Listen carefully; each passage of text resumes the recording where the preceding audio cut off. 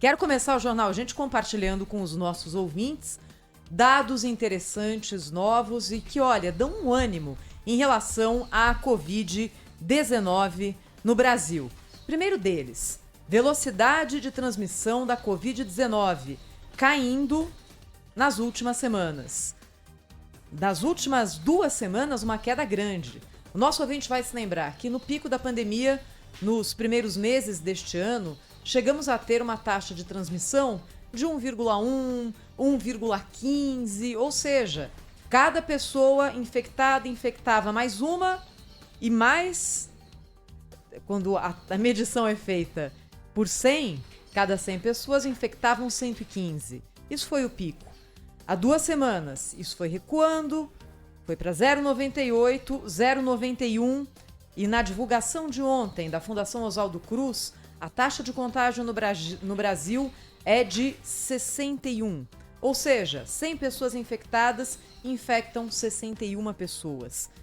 É fundamental que esse número seja cada vez mais baixo, porque isso faz com que o número de casos vá também decaindo. Isso aqui é consequência da vacinação que avança em todo o Brasil.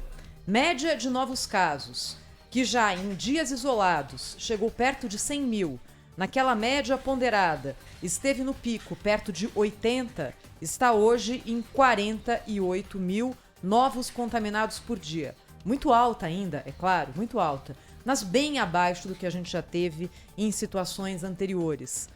Governo do Amazonas, ontem, e a Vigilância Sanitária confirmou isso agora de manhã, divulgou que, pela primeira vez, nos últimos 16 meses, ou no último ano e 4 meses, não foi registrada nenhuma morte por Covid em 24 horas no Amazonas. Me lembro quando, comentei aqui no Jornal Gente, que Nova York havia atingido essa meta de ter 24 horas sem morte por Covid. Nós aqui estávamos no pico da doença. Parecia algo muito distante. É claro, os números no Brasil ainda são negativos. Nós temos 1.700 mortos divulgados ontem, é uma taxa muito alta. Lembrando que a taxa de mortes reflete sempre o momento anterior, já que as internações por Covid costumam ser longas, mas nós temos aqui dados muito interessantes sobre Covid. Hoje, de manhã, o prefeito de São Bernardo, Orlando Morando, foi entrevistado no Bora São Paulo, na tela da Band. Disse que, na cidade, mais um dado aqui, a ocupação de UTIs caiu para 49%, a ocupação de enfermarias de Covid para 45%, as mortes, média de mortes, que foi de 15 por dia na cidade, hoje está em 4. Em São Bernardo, por exemplo, 64% da população adulta está vacinada. São dados que mostram a situação do país como um todo e de 2 casos isolados, indicando sim que estamos melhorando na questão da Covid. Inclusive em São Paulo, ontem o Centro de Contingência da Covid já veio a público dizer que vai começar agora, no segundo semestre, a fazer eventos teste para achar um modelo que seja viável para o retorno de eventos no estado de São Paulo e que trabalha com a possibilidade concreta de que o futebol volte a ter público nos estados, de forma controlada, é claro, e muito restrita no primeiro momento, também neste segundo semestre de 2021. E é por causa de tudo isso que eu vou perguntar o seguinte: por que, a essa altura em que a vacinação avança, em que em São Paulo, por exemplo, amanhã, começa a vacinação da faixa dos 30 anos, 39 anos a idade de vacinação amanhã na cidade de São Paulo, por que, nesse momento, o Ministério da Saúde decide colocar um grupo na frente dos outros? Por quê? Bancários e trabalhadores dos Correios. É de novo a pergunta que a gente faz aqui. Quando nós temos tantos serviços essenciais que não pararam em nenhum momento durante a pandemia, em nenhum momento, por que autoridades insistem em colocar um grupo na frente dos outros? Nós vimos isso acontecer aqui em São Paulo. Vimos isso acontecer em São Paulo com vários grupos que foram sendo passados na frente dos outros, até que o governo do estado parou, até porque viu outras capitais vacinando por idade e bem na frente de São Paulo, parou com isso e falou, bem, a partir de agora é por idade. E aí hoje São Paulo está ali muito próxima às outras capitais do Brasil, na frente de algumas, um pouquinho atrás de outras, mas na mesma média. Para quê? É claro, bancários e trabalhadores dos Correios estão expostos Muito, muito. Bancários tiveram quarentena. A gente teve parte dos serviços bancários sendo feita de casa nesse momento. Não toda. Não todo o serviço, porque isso não é possível. Correios não, é um trabalho físico. Agora, o que tem de diferente? Funcionários dos bancos e dos correios, de funcionários de supermercados, de funcionários de farmácias, de garçons em restaurantes que trabalham no ambiente em que as pessoas ficam sem máscaras. O quê? Talvez sindicatos mais fortes. Tanto os sindicatos que representam as categorias quanto os sindicatos patronais que ontem estiveram lá do lado do ministro Queiroga anunciando essa novidade. A partir de sexta-feira, essa nota técnica vai ser publicada pelo Ministério da Saúde com todas as orientações e os servidores dos bancos e dos correios receberão a imunização nas salas de imunização do Brasil. Não precisava disso, ministro. A vacinação está avançando bem. Para que passar um grupo na frente do outro, sendo que tantos trabalhadores não pararam nenhum dia? Por quê?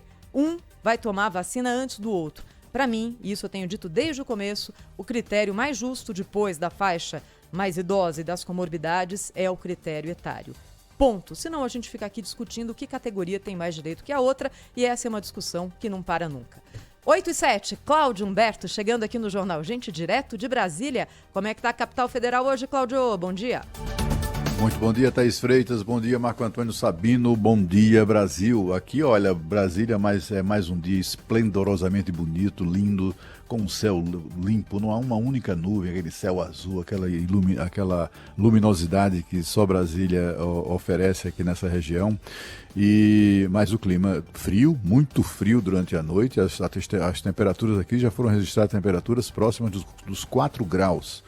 Mas faz muito frio à noite e pelo dia é aquela temperatura agradável, amena, com sol intenso, é muito legal. Mas olha, parabéns aí pelo destaque, viu, Thaís? Hoje o Brasil chega a 80 milhões de pessoas vacinadas com ao menos uma dose de vacina, o que dá números mais abrangentes assim dessa realidade que você nos trouxe. O governo federal, com essa coisa, só queria comentar rapidamente isso, Thaís. O governo federal, quando inclui grupos para furar a fila de vacinação, começou a fazer política tanto quanto muito e com atraso, né? A política que os estados e municípios estão abandonando, querendo fazer política de demagogia com determinados grupos. Isso tem pouco a ver com sindicalistas, eles foram tão surpreendidos quanto nós. O governo, quando inclui funcionários dos Correios, é para acalmar a rapaziada aí, eventualmente insatisfeita com a prioridade anunciada pelo governo anteontem, da privatização dessa estatal. E a questão dos bancários tem a ver com a Caixa. O presidente da Caixa pressionou o presidente da República no sentido de incluir os funcionários da Caixa entre as prioridades. E aí, para não ficar uma coisa chata só com o Caixa, incluir os bancários de uma maneira geral. É política, né? É sempre política que privilegia as ações dos nossos gestores públicos, o que é uma lástima. Eu trago aqui hoje como destaque o avanço das discussões sobre o fim de privilégios, finalmente, né, sobre o fim de privilégios, supersalários no âmbito do Congresso Nacional. Ontem, por exemplo, houve uma audiência pública sobre aquela proposta do deputado Kim Kataguiri, que nós trouxemos aqui, entrevistamos aqui para explicar exatamente isso, né? É uma proposta que inclui magistrados e integrantes do Ministério Público e carreiras correlatas na reforma administrativa. Eles tinham sido excluídos da reforma administrativa por uma medida política do governo e também do Congresso. Eles repetiam exaustivamente, tanto integrantes do governo quanto parlamentares, que não se podia mexer nos direitos adquiridos dos atuais. Isso aí já caiu por terra com a votação nos próximos dias, do projeto que acaba de uma vez por todas com os supersalários, né, com a extrapolação do teto salarial. E como vai explicar hoje ainda o deputado Rubens Bueno, que é relator desse caso na Câmara dos Deputados. O projeto já foi aprovado no Senado desde 2018, foi engavetado pelo Rodrigo Maia e E agora o presidente da Câmara, o Arthur Lira, resolveu tirar da gaveta e daquela posição que ele tinha antes, não se pode mexer nessas categorias, não se pode mexer nos supersalários, não sei o quê. Agora ele evoluiu para uma outra posição. Ele tem repetido exaustivamente que aprovar o fim dos supersalários é uma condição para avançar a reforma administrativa. Ontem, aqui nessa audiência pública, imagina, foi ótimo, né? Porque fez com que representantes de magistrados e de integrantes do Ministério Público dessem a cara para defender privilégios, defender regalias. Esses caras têm muita coragem, viu? Foram lá na Câmara defender privilégios.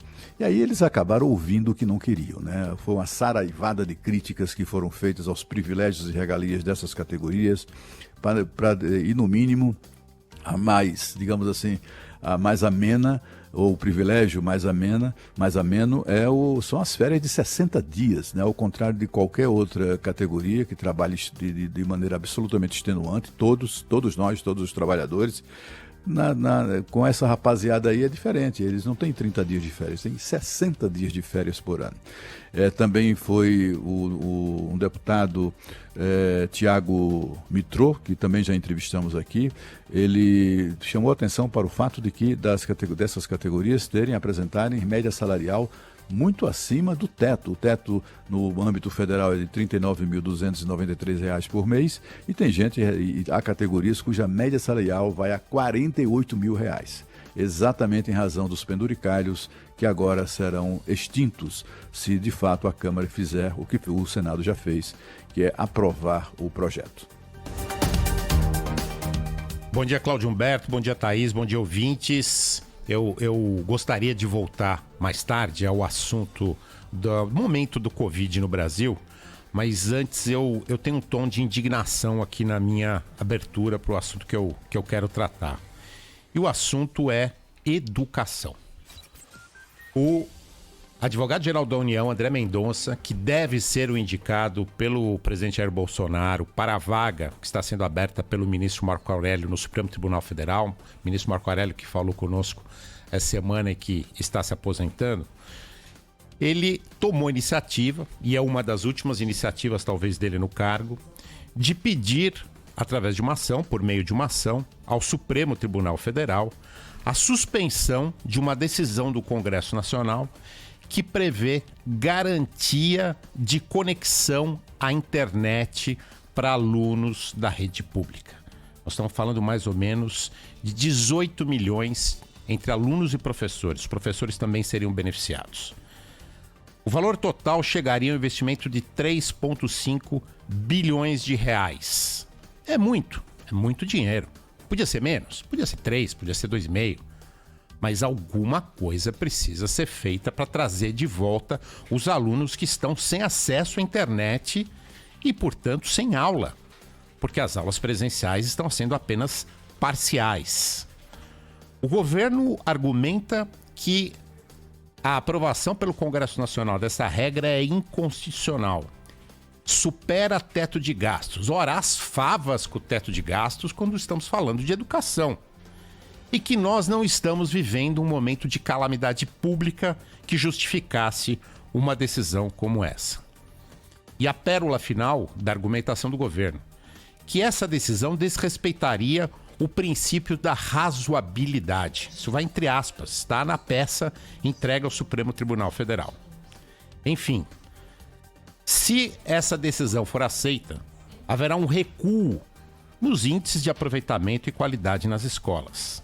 Não vamos esquecer de dados recentes divulgados aqui mesmo pela Rádio Bandeirantes. Hoje, 5,5 milhões de crianças e jovens não estão matriculados ou não estão realizando atividades escolares durante a pandemia. Muitos deles porque não têm acesso à internet. Um outro dado recente do Banco Mundial, dado de março, poucos meses. No Brasil, 2 em cada 3 alunos não conseguem ler um texto simples. 4 milhões de crianças e adolescentes, também dado do Banco Mundial, de 6 a 17 anos, não tiveram acesso às atividades escolares no ano passado. E o motivo principal é a falta de conectividade.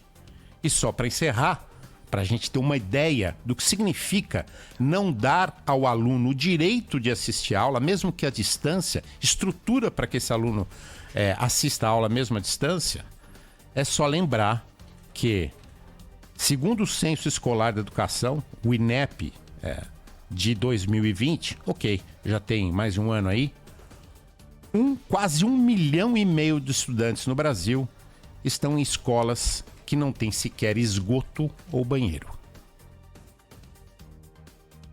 Rádio Bandeirantes. Aqui você se informa.